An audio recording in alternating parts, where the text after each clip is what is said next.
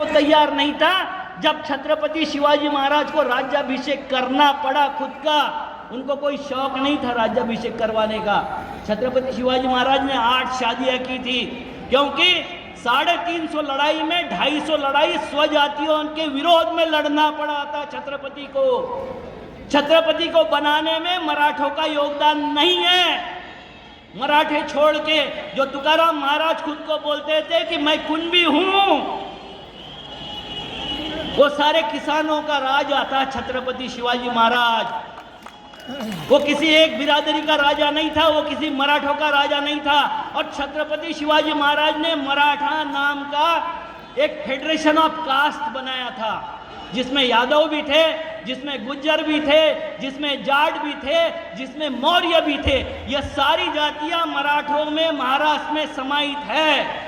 महाराष्ट्र में वर्ण व्यवस्था में मात्र ब्राह्मण छोड़ के बाकी सारे एक लाइन में थे। महाराष्ट्र में कोई क्षत्रिय नहीं है, कोई बनिया नहीं है, कोई नहीं है।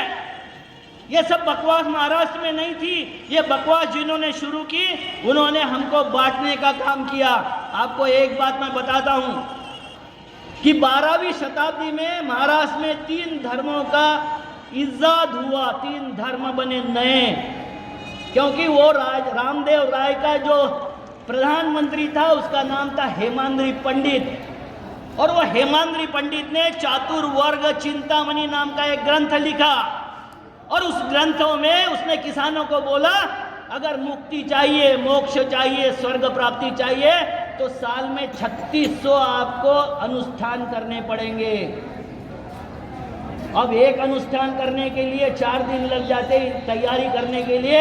अगर 3600 अनुष्ठान करना है तो पूरी किसान की जिंदगी समाप्त। और उसने वो फरमान निकाल दिया, जिसने पहली बार रामदेव राय का राज समाप्त करने के लिए मुसलमान आक्रांता को बुलाया। उसका नाम था हेमाद्रि पंडित। और जब इसने अत्याचार शुरू किया धर्म के नाम से, उस वक्त महाराष्ट्र में 3 धर्मों की स्थापना हुई।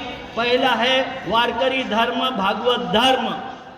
दूसरा है महानुभाव संप्रदाय चक्रधर स्वामी का, और तीसरा है लिंगायत संप्रदाय, लिंगायत धर्म। इसके बारे में देखो, ये तो मंच ऐसा नहीं है कि मैं आपको पहले ही बताया कि मुझे 50-100 लोग चाहिए, जिनके साथ में मैं 4 घंटे 6 घंटे वार्तालाप कर सकूं।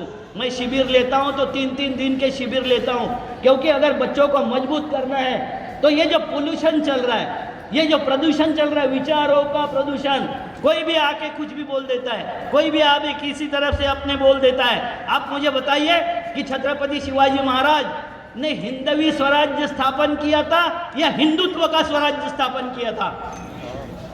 हिंदवी स्वराज्य। हिंदवी का मतलब ये भूमि है, जमीन है, धर्म नहीं है। अगर धर्म का साम्राज्य वो स्थापन करते तो आप मुझे बताइए कि उनका अंगरक्षक मुसलमान था।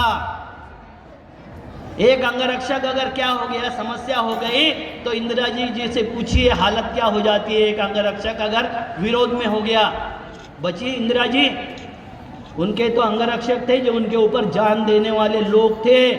और वो अंगरक्षक ये औरंगजेब के दरबार में भी वो सोए थे, वहां मदारी मेहतार, वो खुद को सेक्रीफाई करने के लिए तैयार थे। इतने सेक्रीफाई करने का किसी धर्म का, मुस्लिम धर्म का आदमी छत्रपति के लिए जान देने को तैयार था। क्या छत्रपति का राज किसी हिंदुत्व का राज था? किसी हिंदुत्ववादियों का राज था? छत्रपति हिंदवी स्वराज्य स्थापन किया था। और उनको मराठों का राज नहीं, रैयत का राज बोला जाता है। रैयत मतलब जनता।